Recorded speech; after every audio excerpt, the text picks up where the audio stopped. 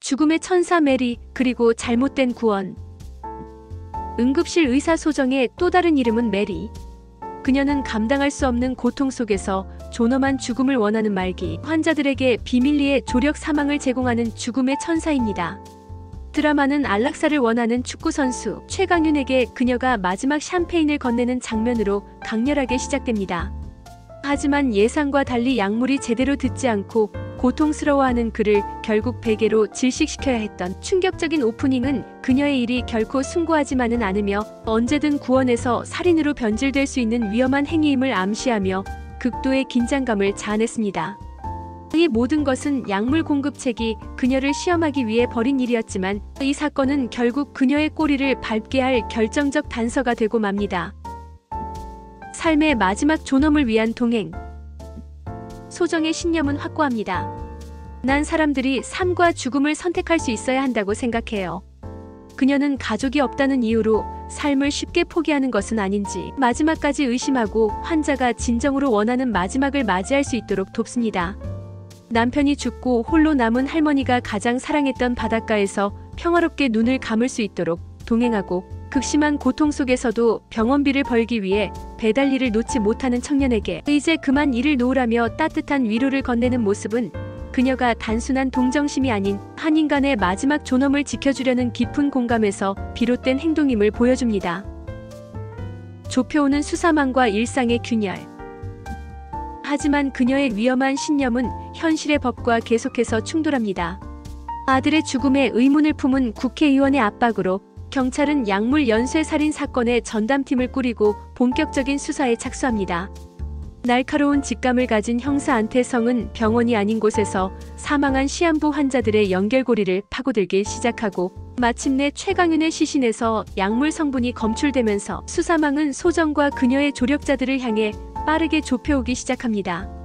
설상가상으로 그녀의 조카 친구가 창고에 숨겨둔 약물을 훔쳐 복용하고 쓰러지는 사건까지 발생하며 그녀의 비밀스러운 이중생활은 평온했던 일상마저 송두리째 흔들기 시작합니다. 환자의 고통을 외면하는 사람이 되고 싶지 않습니다. 에필로그는 2년 전 성당에서 고해성사를 하는 소정의 모습을 비춥니다. 그녀의 세례명은 마리아, 즉 메리였습니다. 환자의 고통을 외면하는 사람이 되고 싶지 않습니다. 신부에게 고백하는 그녀의 나지막한 독백은 지난 2년간 그녀가 걸어온 길이 결코 죄책감이나 광기에서 비롯된 것이 아닌 의사로서의 깊은 고뇌와 연민에서 시작된 자신만의 구원 방식이었음을 보여주며 깊은 여운을 남겼습니다. 과연 그녀는 자신의 신념을 끝까지 지켜낼 수 있을까요? 아니면 법의 심판대 위에서 살인자라는 이름표를 달게 될까요? 좁혀오는 수사망과 내부의 균열. 형사 안태성의 집요한 추적은 메리의 존재를 향해 한 걸음 더 다가섰습니다. 그는 소정과 그녀의 조력자들의 관계를 파악하고 직접적인 증거를 찾기 위해 수사망을 좁혀옵니다. 외부의 위협뿐만 아니라 내부의 균열도 시작되었습니다. 소정의 창고에서 약물을 훔쳐 복용한 조카의 친구 우미가 쓰러지고 이 사실을 빌미로 소정을 협박하기 시작한 것입니다. 가장 안전해야 할 공간이 가장 위험한 곳이 되어버린 아이러니는 그녀의 이중생활이 얼마나 위태로운 기반 위에 서 있는지를 보여주며 긴장감을 고조시켰습니다. 삶의 마지막 페이지를 함께 쓰다. 새로운 의뢰인들의 등장은 죽음을 마주하는 다양한 삶의 모습을 비춥니다. 대장암 말기로 고통받는 고등학생 조수영. 그는 죽음의 공포보다 아버지에게 말하지 못하는 비밀과 첫사랑에게 고백하지 못한 아쉬움을 더 크게 안고 있습니다. 그의 마지막 소원을 들어주기 위해 동분서주하는 조력자 대연의 모습은 이들의 일이 단순히 죽음을 돕는 것을 넘어 한 사람의 삶을 존중하고 마지막 페이지를 함께 써내려가는 과정임을 보여주며 뭉클함을 안겼습니다. 구원인가 사랑인가 흔들리기 시작한 신념. 소정의 신념을 가장 크게 흔든 것은 뇌종양을 앓고 있는 청년 조현우였습니다. 다른 의뢰인들과 달리 그녀는 그가 살았으면 좋겠다는 강렬한 감정에 휩싸입니다.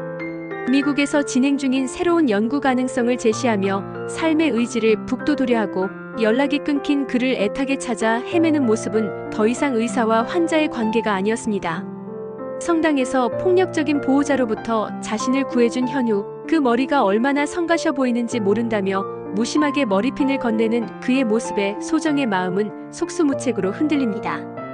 그리고 마침내 당신이 살았으면 좋겠다는 그녀의 진심 어린 고백에 돌아온 그의 입맞춤은 두 사람의 관계가 구원과 연민을 넘어 사랑의 감정으로 변했음을 보여주는 결정적인 순간이었습니다.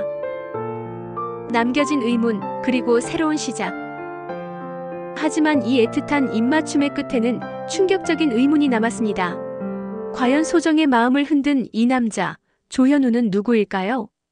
드라마는 그가 다른 인물일 수도 있다는 미스터리한 암시를 남기며 2회를 마무리했습니다.